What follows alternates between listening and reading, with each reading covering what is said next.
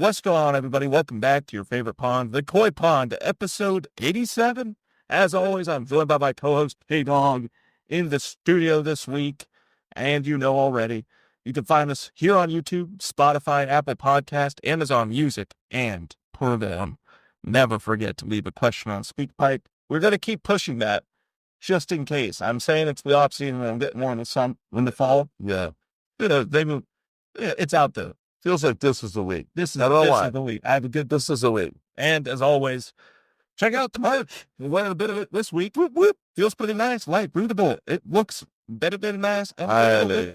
Everything you can pick from on the store. And here we are once again. Talking more divisions, talking more football. Long week, and thank God it's Wednesday. Thank God it's Wednesday. Is that all it is? What the fuck? I know it's. I could only be Wednesday. Mine was like next Wednesday. My weeks drag. The weekends fly by. The age-old story of life. But hey, you know what? We made another week. It's pretty good. And here we are. And how many subscribers do we have now, Colin? 132. 132.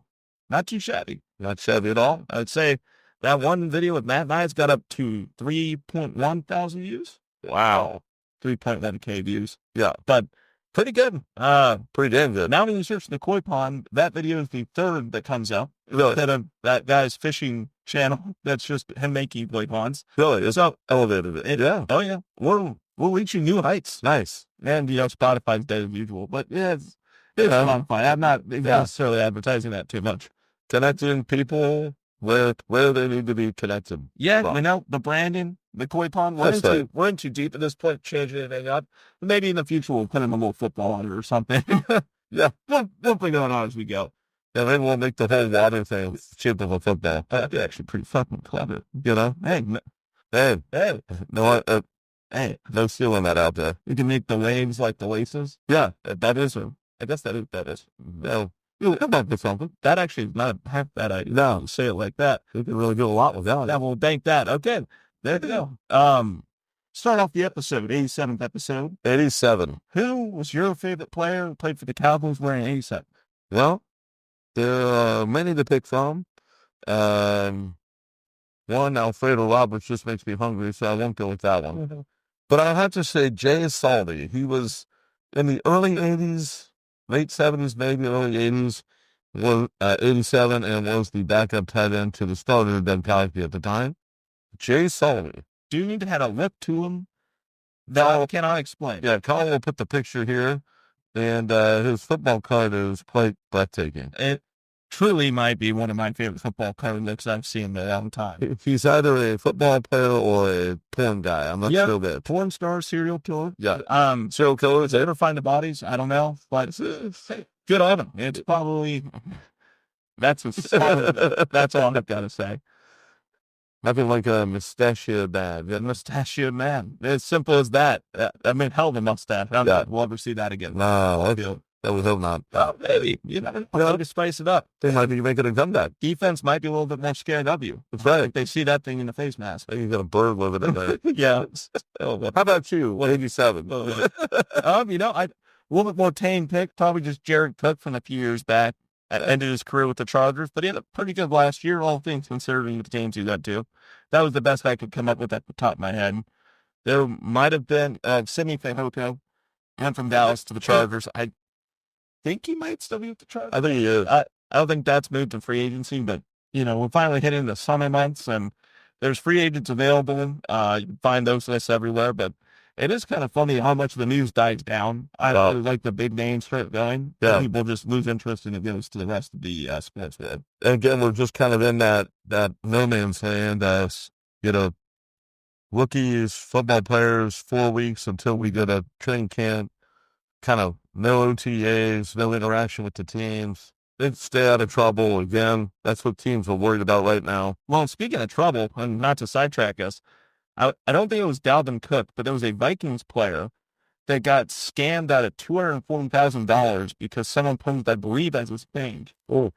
And he sent his money to the scammer. Oh, my. They've only been able to recover 1% of it. So that was what was reported. So it was like $2,500 they were able to recover so far. That is cool. So You're having a better offseason than him. Unless some other news is happening right now while I'm editing this, but that's crazy.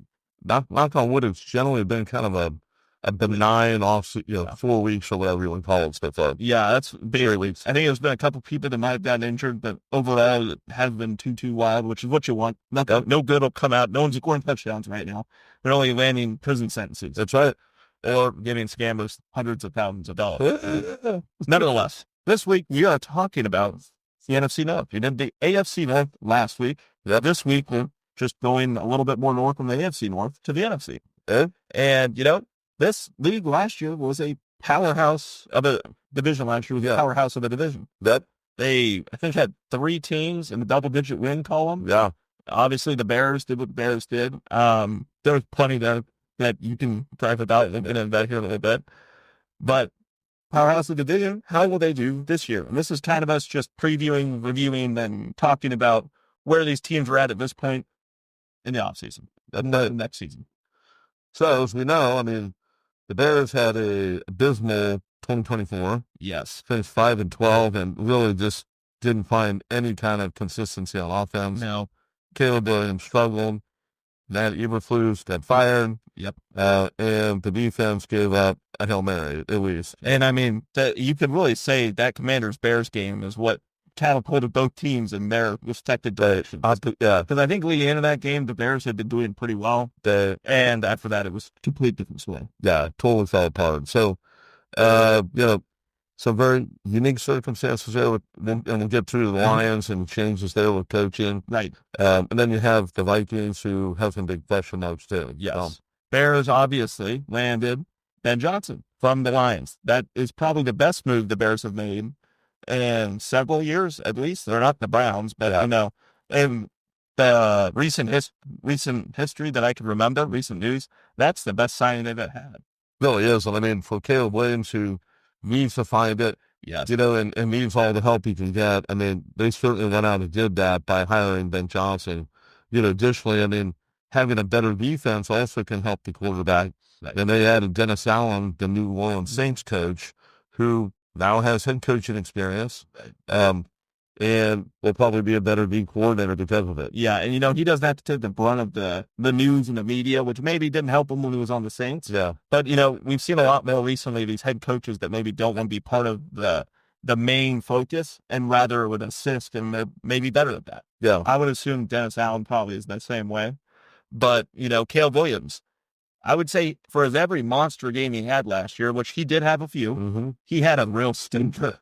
Really did. It was very inconsistent. It was a very 50-50. What are you getting? And you can blame all aspects, but it reflects on his stats. It does. And I think that kind of segues nicely into key additions because, it's hard to throw when you're on your back. Oh, my God. I think he was running for his life. So most of those games. I think you're right. And so they really went out and they took care of improving his O-line and giving him weapons. And, some of those things that took place, I think one of the best ones is left guard Joe Tooney. Yes. From Alter from Dayton, Ohio. Yeah. Fantastic.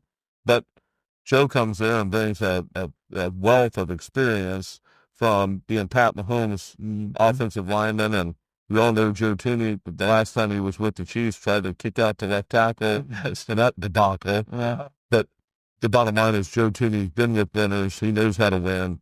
He had been that attitude and maybe some calmness to the huddle. And it's definitely needed if you watched any Chicago Bears game last year where that line is just collapsing out of the gate with no ability to give Caleb Williams a chance to throw downfield. And you could talk about Caleb Williams' throwing ability, but that's not necessarily what we're going to do.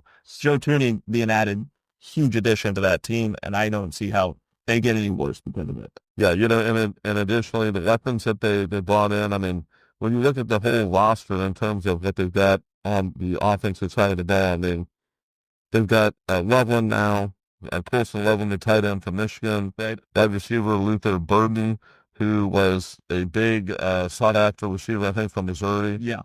So 2 playmakers to put with what they already had, with DJ Moore and Salome Odunze. So I think they're building a lot there, and maybe key weapon-wise, skill positions, they may have as much as anybody, with Cole Kmet too, right. In that division. I completely agree. And for the love of God, I think it was Rome Odunze's dad was the one getting involved in the social media antics last year. Hopefully they've addressed that. Ben Johnson being the head coach now can at least maybe calm down some nerves that were already around the Chicago Bears in that sense. And start developing Caleb Williams just to, after working with Jared Goff and I don't remember if he was on the team and Stafford was there. I don't know. He was, But, just developing that poor man into just a little bit more consistency. The other thing they managed to do was to keep everybody. So they really didn't lose a whole lot of talent. And so bringing this talent in, bringing in new coach that knows how to create an offensive strategy around the skills and talents of a quarterback. I think Caleb Williams is going to be way more comfortable.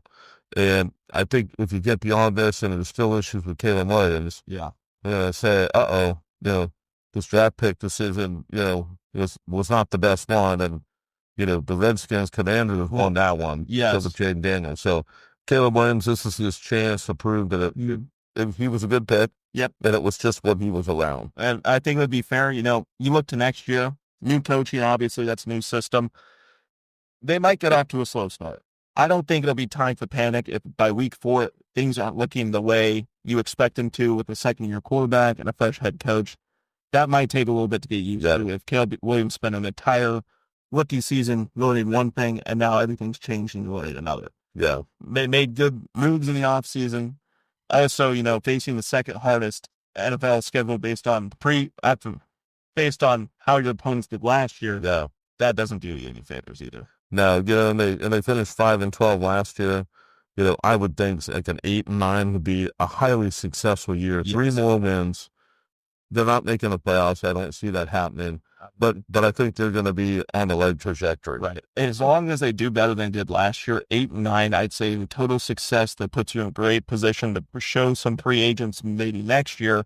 They're serious. Nothing's changed with Ben Johnson. Not saying that it has been, but just affirming that finally. Yeah. And Caleb Williams just averages a little bit better or keeps it at higher consistency. I think it'd be great. It seemed like he had a great connection with DJ Mel last year. And, adding Loveland is only going to make that better. Yeah. Adding Tunes is only going to give you more protection, just more confidence in the pocket. Yeah, I agree with you completely. And, what better to talk about after the Bears than the Lions? The Detroit Lions. Not too bad. That was a great Lion impersonation. 10 out of 10 for that one. That was the line. Of course. Been working that all day. As hell you were doing the work all day? Yeah, that was it. It was only going to relax. I practiced with my left roaring. Yeah. That's a horrifying thought. Lions had a great season last year that ended in absolute misery. I don't think it was handled, but they got beat by the Commanders. Kind of one of those larger upsets in the playoffs, I would say, last year. The injuries stacked up for them, finally caught up with them. Met a team that was ready for the challenge and matched that well. Mm-hmm. Commanders, Redskins probably going to be a challenge for the Lions if they come across them again. Some teams just match up well against somebody. Yep. And that's what that looked like. The Lions, 15-2, that's a hell of a That's insane. For being so beloved the year before when they were hoping to do that, and then to do it last year. Yeah. And to end that way. Heartbreaking for everybody to watch the Lions for the last 15 years and just be better. Yeah. And they finally got the city on their side. Previously, previous players or ex-players that said they never associated with the team again went back. And then was back. It was magical, and then it died. Kudos to the Commanders for killing it. And it died just like that. And, the defensive injuries they dealt with all year finally kind of really did added up. The Aiden Hutchinson thing, that was lots of dominated defensive player, and others as well, but that's the most notable one. They lose Ben Johnson, of course, that's a shot. Yep. I lost, but they did retain their offensive line coach, Hank Faley. And, again, their offensive line is one of the best in the league. So, again, I think at the end of the day, the players play. Right? Yes. The players play the game. Right. So, me personally, outside of this challenging schedule they've got, I believe, I think it's out of the game, that the players are going to do what the players do. Yep. And they will continue to do offensively play calling wise, the things that they were doing. So exactly, and it's the case where all these guys have played together before. They didn't lose too many key positions or players necessarily, other than obviously the guard. But yeah, these players have played together. They know each other pretty well at this point. And even though Ben Johnson is gone, I think, if anything, the next person up, and I think they hired Ben, if I remember correct. which would be a smart way to do it. It's beautiful because it already works. You don't have to reinvent the wheel with the Lions right now. They've got dominating offensive weapons that just need to continue to dominate. Yep. And of course, that's easier said than done. But because there's not two different key components coming in that need to learn a system that the offensive coordinator doesn't know. Yeah. They're just coming. It's the same thing. Yeah, run it back. Yeah, exactly. It makes it way more easy when you have coaching switch-ups. No, I agree with you. And, and they did in the draft address that offensive line, the issues with losing Kevin Zettler. Mm-hmm. And so maybe they've plugged out there. They put some picks to it. Hopefully they've got that addressed. If they do, they'll be on their way. I think. Yeah, and not to mention, if Aiden Hutchinson can play more than 2 games next season, yeah, he's already played more. I mean, that's going to be an immediate, noticeable characteristic of that defense that you didn't necessarily see last year with all these injuries. Yeah. As they should have a pretty good defense. Yeah, no doubt about it. Assuming they stay healthy. Yeah. And we know, like, on offense, Jameson Williams, I mean, he's just going to get better. Yeah. He was showing incredible playmaking ability. It was so inconsistent, but as the season went on, it felt like he found it a little bit more and more. I think at one point he did, like, some geeky shit on the field and got himself ejected, but those concerns were, I think, probably addressed this offseason, and he'll only get better. I mean, the guy is a big play monster, to say the least. Yeah. And again, that schedule, one of the biggest challenges they have. So let's see here. They face Pat Mahomes, Lamar Jackson, Joe Burrow, and Jalen Hurts early. The gauntlet includes road games at Kansas City, Baltimore, and Cincinnati before week 8. Okay. So if they can make it through that. Yeah, it's going to show early in the season, knock on wood, probably not as many injuries as you would face in 10 to 14, or week, 14 to 11, 15. Sure, yeah. Later, the second half of the season. Yeah. But if you get through all those teams and you have a winning record, that's going to say a lot about the Lions early. Got to find out real quick what's changed and what's been affected the most. Yeah. Again, are they going to go 15-2? Probably not. But you know what? They don't need to go 15-2. 12-5 wins this division, I think. Yeah, and not to mention one of the Chiefs shown you now for a few years. That's exactly what I was saying. You can kind of flutter the break and kind of just win the games you need to win. Now, not like last season. That was crazy with the Chiefs. We're not going to get into that.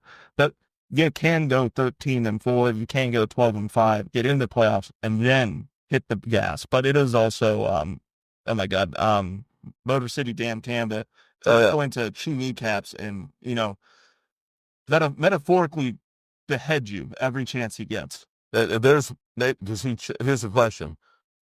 Does he change that a little bit? May kind of keep something in reserve for later in the season, recognizing that he poured it on, they went 15-2, and then kind of dealt with injuries. But I wonder if they kind of maybe take a little page out of holding something back. Now that's interesting. And bring it on toward the end to reverse that. And, we have no idea what he was yelling about players on the sideline, but it'd be interesting if he keeps the same attitude on screen. If you notice maybe and they're up 25 on a team that probably doesn't have any of them to score 4 touchdowns in 7 minutes. You see some swap outs that they're maybe lesser playing time players playing knowing last season kind of. While they did have great depth, don't get me wrong, they showed that tremendously. Yes. Maybe you take some of them headers out there a little extra tired or who knows, some sort of more passive, not play and shit better. Yeah. Manage it. Yeah. That'll be interesting to actually watch this. Or will it be Dan Campbell just going for it again with everything he's got every game? What's that? He's got a live line on the sideline. Yeah. Dear God, he's let it loose. Yeah. Could be. That's the sort of thing. But so it'll be interesting to see. It'll be great to watch. I'm once again cheering for the Lions just out of the sake of where that franchise has been for years. Yeah. And last season to finally look like you're a freight train running right at it. Mm-hmm. And then put down like a dog. What an end. Yeah. Not what we wanted to see, but hey, that's good football, and I'm not going to hate on that too much. No. Next up, The Green Bay Packers. The frozen comeback. The cheeseheads themselves. That's right. Bastards. Green Bay. Yeah, Cowboys fan. Yeah, sorry. It's just second. Yeah. It's natural. That Brett Favre never could beat Dallas. Yeah. Aaron Rodgers never lost to Dallas. So it's Jordan Love. Yeah, not the same as Aaron Rodgers. Started with a bang. Yeah. Now, the Packers are always funny to me. I don't know if anybody else can relate that might be watching or listening to this. I always forget the Packers are good. Yeah. What's the absolute no. Matt LaFleur. Yeah. Matt LaFleur. That's not how you say it. Yeah, LaFleur. LaFleur. Better LaFleur. I'm too tired for this. Matt, the Packers aren't a bad team. No. Now, they're usually injury-ridden wide receivers, yes, which is not great. And not to mention Jordan Love had to battle through some injuries last season. And we saw Malik Willis start a few games where his legs looked pretty fresh for what it's worth. And I think he did end up getting a couple wins during that time. Yeah. But I always forget they're good. Yeah. Their defense has been pretty sound, and their offense has done what it needs to do. Their issue is they're young. Yes. They're incredibly young. In fact, I think they were the youngest team in 2024. That's hilarious. And so they had a lot of drop passes. Mm-hmm. They had a lot of mental things, I think. Seemed like it. Yeah. I mean, great team, great talent. And, when they beat Dallas in the playoffs in Dallas, they're trying to get back to that. Mm-hmm. They're showing flashes of it. But I think, again, the injuries and the youth, younger roster, just giving some experience probably is what they needed most. And they're going to be better this year if they can stay healthy. There's just no doubt about it because they've got so much talent on the team. It's pretty amazing. It's hard not to. And, the way Christian Watson's, not career, but season of last year, not what you want to see. Yeah. But, they did draft Matthew Bolton. Yeah. That is a pretty damn good, if you lose Christian Watson for a little bit in the 2025 season to have Matthew Bolton ready. Yeah. Not a bad handoff. Romeo Doubs had surprisingly good weeks last season. Yeah. They always felt like they were surprising you, and then occasionally they'd get the running down against the Colts. Yeah. Which made no sense during the season. Yeah, they're talking about Christian Watson's ACL could delay his return this season. So. And we'll have to see. I wonder if it's another Nico Collins case, maybe. Yeah. Which you hate to see. Those are exciting players to watch play. I've never seen a team they'll find their top flight receivers and just keep replacing them. I know. It feels the Packers are like a receiver machine. I don't know. They Jennings to now Matthew Bolton. Yeah. Not to put too much hype. No. You get the vibe. Yeah. I mean, you can go back to Sterling Sharp, who was a fabulous receiver in the early 90s. And so, if you had to say concerns, I mean, for all these teams, you say the schedule. Yes. Because of how they were last year. Right? Exactly. All three, not Bears, but most of the teams in this division had amazing seasons last year. Yeah. The good news is they all have the same brutal teams to play. Yeah. They all seem to have the Ravens, I think, and the Ravens, Broncos, AFC West is on the slate. So Kansas City, the Raiders are going to be better. Chargers might show up. Had a pretty good defense. They will show up for sure. So, again, outside of that, receiver health, like we just said, if they can stay healthy with that fabulous young receiving core, I mean, they could be like the Chargers were in the 80s, putting up massive points. Yeah, and if Jordan Love can just keep his consistency a little better and stay healthy, there's no reason why he couldn't have a monster season himself. Having Josh Jacobs back there, though, huge. We saw it last year. That was a huge addition to their team. Yeah. And I have no reason to think that he won't also do great this season. Yeah. He was a great player for the Raiders, and he was there. Yeah. And I have no reason to think he's going to stop going. He's just a very consistent running back. Yeah, and I think they'll be the record will be 11-6, same record they had. But I think the way to get to the 11-6 is more convincing. Okay. So even though it's the same number, it's a tougher schedule. Yep. And now your team is another year experience. Right. And I think they're going to do it in a mid, not dominating way, but certainly a solid way. Yeah. The way that you don't look at them and ask how they got 11. Yeah. Let's ask how was it only 11. And I won't be surprised at NFC going to be a wild card team. Mm-hmm. I think they're in the playoffs last year. I want to say, yeah. And lost to the Eagles. Yes. I want to say you were right. I think this year they got a good shot to get in. Yeah, wild card lost to the Eagles. Okay. They got a good, they'll be a wild card team again. And I can see them winning the playoff game. Yeah. This year. I mean, and it's going to go right back to their Eagles performance and Cowboys performance, and different those were. Yeah. And, the whole storyline of Jordan Love's consistency, wide receivers drop rate, which I didn't realize they had the highest drop rate last season. Isn't that crazy? Which would be, it's a lot. Yeah, it explains a lot. And I'm not watching the tape. I don't know if that's Jordan Love's accuracy. I don't know if it's knowing the wide receivers. It's very possible a mix of both. Malik Willis was throwing them at one point. I'm not blaming it. No. Simply stating what the case was. So it'll be interesting. I'm excited to watch them this year. It always feels like they lose to someone you don't expect, and they go on a tear and win 2 games against different teams. That's the Lions or something. Yeah, exactly. Nevertheless, all right, next door, the Minnesota Vikings. This really is what you did that day. It is, yeah. We just looked up 4 sound effects. 5. Forgot the busy. Yeah.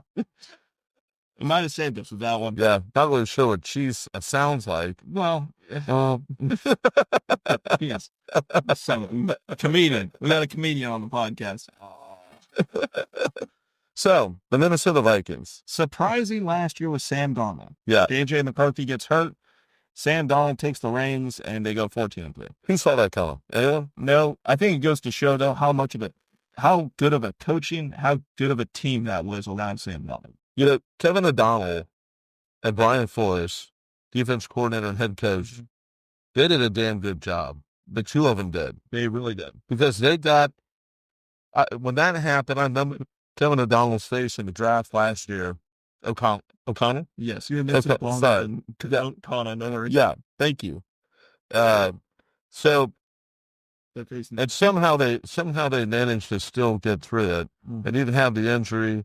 Plug in Sam Darnold, who, again, has not really ever shown anything like that in his career. No, not on the Jets, not on the Panthers. No. No. So, again, it's coaching. Yes. Putting them in the right positions, using their skills and talents, helping them be successful. Right. And Brian Flores did the same thing to the defense. So, it's going to be interesting to see what they can do this season after going 14-3. Yes, and not to mention now they're rolling on J.J. McCarthy. That's really going to be the X factor or the wild card spot of this team this year. Because last year, I would argue, it was Sam Darnold starting. Yeah. And now we're right back to J.J. McCarthy. How does he look out of the gate? Can they keep him going? He's got Addison. He's got Justin Jefferson. He's got T.J. Hawkinson, I believe. Yep. There's playmakers around him. Yep. He is in I would say, great spot for a rookie. Basically, quarterback, didn't really play up last year. Not a sophomore slump because he wasn't unplayed yet. No, so that can't be. It can't happen now. It simply is voiding of a sophomore slump. Yep. And with that being said, I don't think they're in a bad spot necessarily. Yeah, they've got the tough schedule, again, like everybody else, and you've got basically the wicked quarterback, like you just said. And so it really just all comes down to that. And if the pressure gets put on Brian Flores' defense because J.J. McCarthy isn't able to execute, then this could turn south quick. It could. So we'll see. Yeah, it's a weird spot. It doesn't feel like they really lost too much. Obviously, Sam Darnold leaves. I don't think that was really a huge loss for what they have. And now it's all on J.J. McCarthy. It is. And they've had great coaching, so I have no reason to think they would put him in a great spot and give him an easy system to learn out of the gate and then build upon that for the season. Yeah. But who knows? I think we thought the same thing about Sam Darnold. Yeah. We had seen how he played, given he had X amount of experience in other teams leading up to this, where J.J. McCarthy is just now starting. Yeah. But it really is. You're right. If J.J. McCarthy stutters, flutters, doesn't start off to a great spot, we will learn very quickly that the Vikings defense still elite and can hold up back an offense enough to give J.J. McCarthy field goal position. Yeah, and obviously, I don't think the 14-3 is going to be happening. That doesn't feel likely. I wouldn't have guessed that last year, but I don't think this year, especially with the rookie quarterbacks, I'd say. So, I think more like 8-9, 9-8, something like that would be a great season for them. I would agree. And I could see them doing a little better. I mean, Aaron Jones, running back, I think they had Ty Chandler last year, or Yeah. some pretty good second running back that complemented Aaron Jones. And that mixed with Justin Jefferson and the rest of the players they have on offense might be enough to give J.J. McCarthy a pretty easy, relatively easy pathway into getting into the NFL, playing in the NFL. Right. Sure. Now, I wouldn't be surprised, too, if they go 7-9. Yeah. But that's still not the worst they could do. No. Yeah. Yeah, the floor is lower, definitely with J.J. McCarthy until we see what he can do. Yes. So, kind of big picture, NFC North. yeah. I still think the Lions, I think that talent on that team beats out the talent on these other three teams. They've just got too much depth in the current players compared to everybody else. Experience. They've proven it. They've done it. They have the confidence. Question is, can they take the next step? Again, the Bears trying to find it, trying to grow. They will in the offseason and do it. Yep.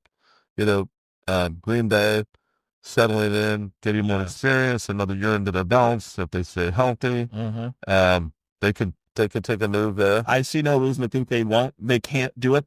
It'll just be, can they lower that drop rate and be a little bit more consistent? And if J.J. McCarthy comes out and plays like Sam Darnold, they could go 14-3. I have to think that, the Vikings didn't reinvent the wheel to give Sam Darnold the success he had. Those wide receivers, I have to imagine, make your life a ton easier as a quarterback when you've got Justin Jefferson and Addison, and you've got those guys. And you've got a great coaching staff around that. Could really help. It feels like an amazing recipe for J.J. McCarthy to enter the league, but he's still a rookie. He is. And, keep the expectations level. Yep. That's gonna be the team that I could see below the Bears or above the Packers. Yeah.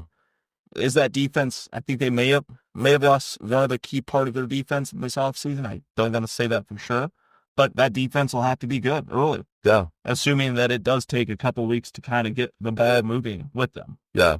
Again, ultimately, it goes back to, who gets out to a good start, who stays healthy, and then after that, it's the turnover battle. Yeah, who's protecting the ball and who's not. Not to mention, when you're playing the AFC West and then you're cannibalizing yourself as a division that is normally playing yourselves, who stays the healthiest? That's key. It sounds like that played a huge part in the season last year, going forward these teams in different ways. Yeah, and good and bad. Right? Good and bad, and we'll have to see. I think if I had to put my projections out there, I'd probably go, Lions, Packers. I'm going to go Bears, Vikings. Yeah. I think the Bears-Packers game, if they play Week 18, that'd be for deciding a Packers-Bears game or not. Yes. I think it'll impede on the Packers. I don't think it'll affect the Bears. Yeah.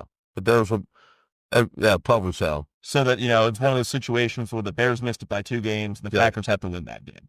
I'd probably still put the Bears last, but I could very easily see, depending on how it goes, the Bears not finishing last. Yeah, and the Vikings finishing last. Matt and I have been a little bit mean when it comes to Bears fans, but also that Bears-Vikings Week 1 matchup on Monday Night Football. The spread is flipped now, and it's gone from Vikings -1.5 to Bears -1. Wow. What was it at?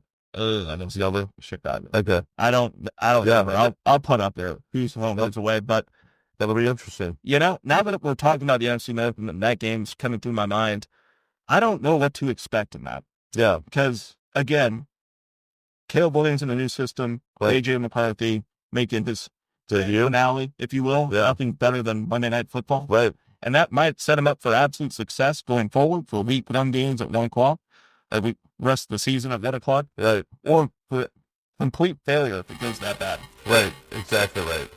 No doubt. No worries. Nevertheless, I think that's all we got for the NFC North this week. Right on. Comment what you want to see next week. Maybe we'll do a different division, maybe some news at break, and we'll have something to talk about a little bit. Nevertheless, thank you all for watching. Thank you. Have a great rest of your week. We will see you next time on the Coy Pond. Peace.